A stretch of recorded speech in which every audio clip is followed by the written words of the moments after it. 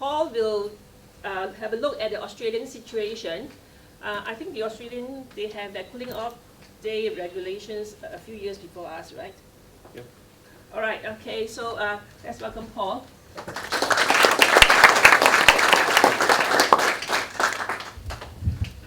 Thanks very much. It's a great honor actually to share this platform with Soh Lung and Roy and Raman. Like I said, I feel in very distinguished company here. So I'm going to give you a little bit of some background and some analysis. I apologize if the talk is going to be a little bit academic, but that's what I've been doing for the last 25 years. So as Dr. Raman pointed out, the cooling off day regulations were passed in Parliament. They were actually first discussed at the Commonwealth Heads of Government meeting at the end of 2009 by the Prime Minister, in November of 2009 by the Prime Minister. And then it was brought up for Parliament in April of 2010. The second reading of the bill was introduced by Minister for Law, Mr. K. Shanmugam. And again, you can read all about it in Hansard. But essentially for the TLDR version, his reasons were that they needed a time for reflection and it also reduced disorder. He referenced Australia primarily, also Indonesia, and other countries such as Russia, Mexico, the Philippines, and Italy, which have what he described as a cooling off period prior to the actual election day itself. And again, the usual argument the PAP has is we're a small island, we are apt to get invaded and it's vulnerable, etc., etc. Therefore, we need to have a cooling off day. And true enough, that was trotted out as part of the debate. What was interesting is that Ms. Sylvia Lim had a very vigorous argument against the cooling off day, and she pointed out very similar arguments to what Raman has pointed out just now. First point is that Singaporeans are not irrational. We are adults, we know how to think. We consistently perform really well on standardized tests, so there's no reason to believe that we need 24 hours to cool off before we can actually make a logical decision. She also said that there are plenty of rules around to prevent unrest. You know the standard argument, there has been no unrest for the last 50 years, maybe there'll be unrest next year. And she says, well, there's plenty of rules. There's so many regulations concerning the elections, concerning public assembly, concerning public order. So why is there a need to have an additional day prior to the election in which you cannot talk about politics, etc.? And the third and most important point which she made was that the way that the cooling off day was structured makes it prone to incumbent abuse. And she pointed out that this was where the cooling off day in Singapore, which is at the end of a 9-day campaign period, is very different from an Australian cooling off day, which is at the end of a 90-day campaign period or a 30-day campaign period or a 56-day campaign period. Singapore is the world's shortest election campaign period. Okay, it's one of those records that we are very proud of, or we're not proud of. But when you take 1 day out of 9 days, that's a lot. You take 1 day out of 30 days, you take 1 day out of 56 days, you take 1 day out of the 1.5 years of the American election campaign, people will be very happy. But 1 day out of 9 days is a significant barrier to those who are trying to get the message across. And so in closing, this is what the minister said. He was referring to this whole question about individuals posting. And Ellen Lee had asked whether expression of opinions on current affairs would be deemed election advertising. And he harked back to his former profession as a lawyer. And I apologize to the lawyers here, but he didn't give her a straight answer. And he sort of implied maybe it is, maybe, and he, without committing himself to every particular incident. And he said this, he said, but as I said earlier during my second reading speech, individual to individual transmission of personal political views on a non-commercial basis is not caught by the prohibition on cooling off day and polling day. So if a person posts a message on his blog or a website which everyone can read, asking readers to vote for a particular party or candidate, that would probably be election advertising.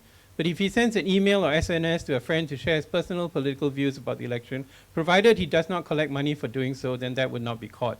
So again, a lawyer's statement, okay? You have no idea what exactly he's trying to say. So moving on to the Australian rules. So I actually like to acknowledge at this point in time help from a friend of mine, Professor Lily Rahim, who is actually the niece of someone whose face you have all of you are carrying. She's the niece of our first president, and she's actually on the faculty at the University of Sydney. She's an expert on Southeast Asian politics, and that's a field which I'm slowly learning more and more about. So she directed me to a number of important resources online, one of which is the ACMA website, which gives you details about the Australian regulations on the blackout period. They call it a blackout period. They don't call it cooling off day, because it actually extends from the Wednesday before the election to the Saturday of the election. But, and this is very important, okay, it applies only to the broadcast media. Okay, so it applies only to the broadcast media, and it refers to paid advertising. And the purpose of this is actually to take away the advantage from the rich parties which are able to buy blanket campaign advertising. You know, if you go overseas, you see all these, if you go to America, there's some most amazing political advertisements, some of which are really gross. But the point is, if you have money, you can buy advertising on television. You know how much 30 seconds on MediaCorp costs? It costs a fortune. See? So the purpose of this regulation is to level the playing field between the very rich parties and the parties like the Green Party or whatever party which doesn't have the same kind of resources as the very wealthy parties.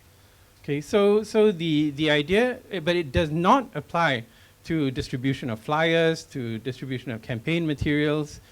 So in other words, it's a completely different ball game. So in Singapore, things are of course very different. And before GE 2011, before I joined the SDP, I was actually part of a group from Marua, which did some media monitoring, and we were helped by a number of people in civil society. And what we did was we analyzed the print media from the different language streams. We collected some data, and what we found was very striking. There seemed to be a correlation between the degree of print media coverage and the vote share in the election. Now, bear in mind that correlation does not equal causation, but it did suggest that the parties that got more coverage tended to get more votes. Okay, that's kind of common sense, but academics like to prove it with some fancy numbers. And for those of you who are interested, the R-squared was 0.70, okay, which is quite high. You know, 0.5 is already considered a good correlation. When you get 0.7, you're almost talking about, you know, a straight line kind of thing.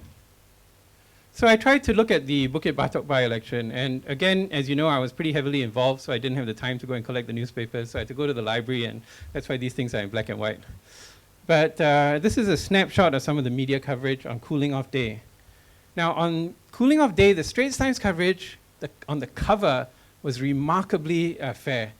You look at the two pictures, both of them are raising their right hand. Okay, they're both got the same expression and they're raising their right hand. It's like they were ordered to show almost exactly the same picture. Of course, Dr. Chi is tilted slightly to the left, but what do you expect? So it seems to be remarkably fair on the cover. And then if you look inside, there was one page that was devoted to SDP news and one page that was devoted to PAP news. But the SDP page, the lead story was on Dr. Chi's pledge to serve the people of Bukit Batok and Singapore. And then the other two stories, interestingly enough, one of them was on the MOM so-called response to Dr. Chi's comment about 100 new jobs. And then they went on and on about how actually it's not 100 new jobs, but 700 new jobs and net jobs. And it was just, again, one of those things. They were probably written by their lawyers, just totally designed to confuse people. And the second story, the third story there was about my donations to TOC, which was a really bizarre attempt to try and make TOC look like they were in the pay of the SDP. But all it did was it made me look like a very generous guy. And after that, you wouldn't believe it. All these activists start coming up to me and saying that, oh, you know, they got this cause or other. In fact, this dude sent me 10 pages of medical reports and asked me to give him a contribution. He said the priest gives him $50 every month. So I said, okay, I'll give you $50.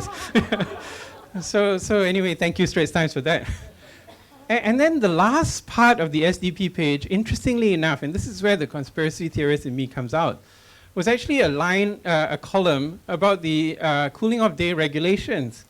And it's a little bit small here, but they make a comment there where they say it's also, where they talked about the exemptions to the cooling off day regulations, and they said it applied to newspapers and licensed media, broadcast media, and they said it's also all right for people to talk about their own personal political views with others, as long as it's on a non-commercial basis.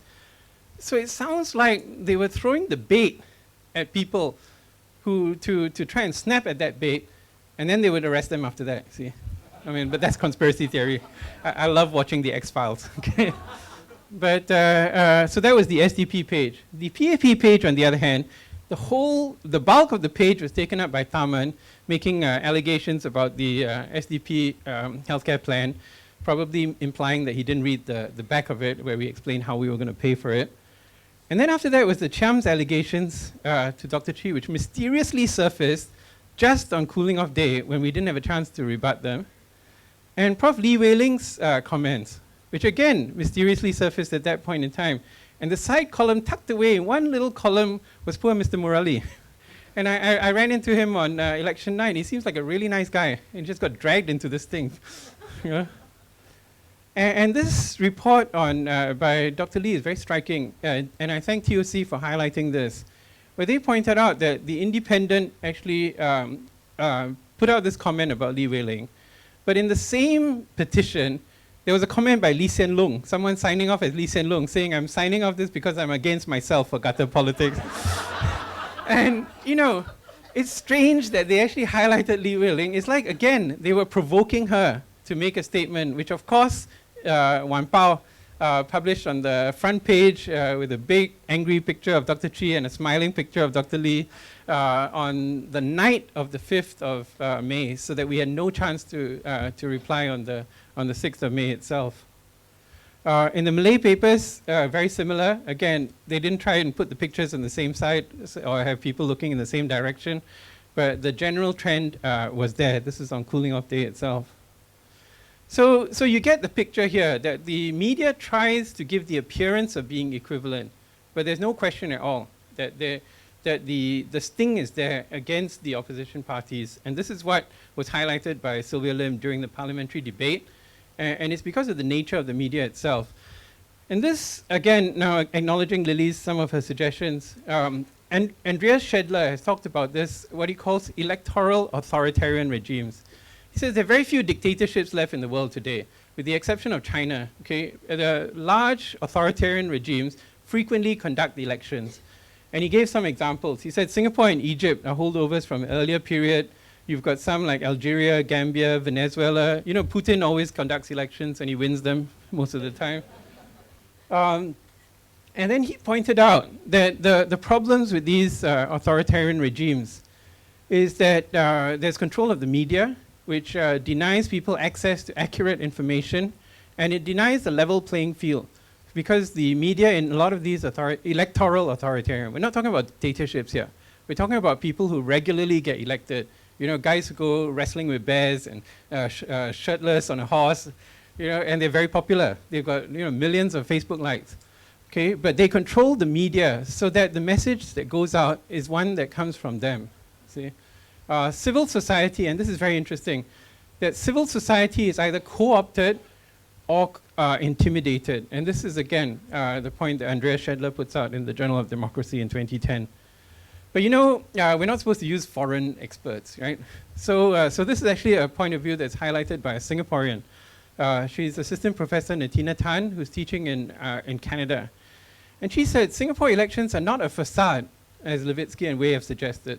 The PAP does not engage in overt electoral fraud. As a hegemonic party, it does not need to resort to fraud, as it enjoys a hyper-incumbency advantage. So they want a strong margin of victory to strengthen their mandate to rule, to disempower the opposition. And the example she cites, which I highlight here because it's relevant to today, in 2010, to preempt rising opposition support and large turnouts in election rallies, an arbitrary cooling-off day campaign ban was imposed on the eve of polling day to prevent emotional voting and the risk of public disorder. And this was in a book published in Singapore by Terence Lee and Kevin Tan. So she has a table where she lists the different stages in manipulation of the election system, which she calls actually electoral misconduct. And right in there in 2010 is the introduction of cooling off day, which she considers an information sort of deterrent to free and fair elections. And she also cites the Asian Barometer, which is a study conducted across Asia by a very respected group of academics based in Japan and Korea. And she shows that the trust in elections in Singapore from 2006 to 2010 plummeted from 76% to 43%. Freeness and fairness at the last election dropped from 85% to 77%. And this is a striking question where there was a flip. Elections offer a real choice between different parties and candidates. In 2006, more people felt that this was true, 48% versus 43%. But in 2010, before the watershed 2011 general election, the ratio had flipped to 35 to 58. So people in Singapore by 2010 felt that elections did not offer a real choice between different parties and candidates. And that was when they decided to make a difference in 2011. She also talked about, she says, current studies do not pay attention to the formal and informal electoral rules and procedures which lead to this kind of situation. And she's got data on how many Singaporeans are interested in politics, a very small minority, about 25 to 30%. How many people feel that they can join any organization without fear, a diminishingly small, 45 to 52%. Really, really tiny numbers here. So people are satisfied, but again, the counter to that, and this is the argument that we hear time and time again, she says, people are satisfied with the way democracy works in Singapore, 80%. How well do you think the government responds to the people? About 60 to 65%. If you had to choose between democracy and development, which is more important? Development is more important, 65%. Democracy, 15%. So that's the reality. You know, all the people who are interested in democracy are here in this room and a couple of other places. You know, the people out there are more interested in the cars, the latest brand of the handphone, and stuff like that. And we have to respect that. See, because right now, you see, the social contract is there. The PAP has delivered the goods. And so they let them, you know, get away with a lot of the stuff that they do. The thing that we are really concerned about, which Sundran highlighted in his Facebook today, is that the economic situation is changing. See, a lot of people, I know friends in the oil and gas industry who've been out of work for 3 to 4 months. And they seem to be just trotting out the same old arguments. You need a diversity of views. You need many people. You need the Roys and the Soh Lungs to come out and make people think about what is going to be good for Singapore. And so in summary, cooling off day in Singapore is unique. Okay? It's very different from the Australian model. Because of the exemptions for the mainstream media, the playing field is most certainly not level. Okay, I think that media monitoring is important to ensure fairness. So we have to call out the mainstream media. Some of them appreciate it. You know, the fact that we recognize them when they do the right thing, but when they're doing the wrong thing, we call them out, see, so that they respond to it. And finally, change in an electoral authoritarian system is not easy, but that's the trajectory of history. You know, Russia has gone from dictatorship to electoral authoritarian, and it's just a matter of time. Look what happened in Burma. I mean, it's just amazing. You know, 10 years ago, I went to, almost 10 years ago, I went to Burma, and you know, at that time, you couldn't even bring in your mobile phone. You could only change a certain amount of currency. It was such a rigidly, tightly controlled. I was in Burma in February this year, and everybody is so optimistic, see, that things can change. So I think it's just a matter of time. And I think, you know, one of the critical steps is dealing with the structural issues. The way the electoral system is structured, the way the elections department is under the Prime Minister's office. And if we keep talking about it, we keep bringing it up, then it's just a matter of time before it changes. Thank you.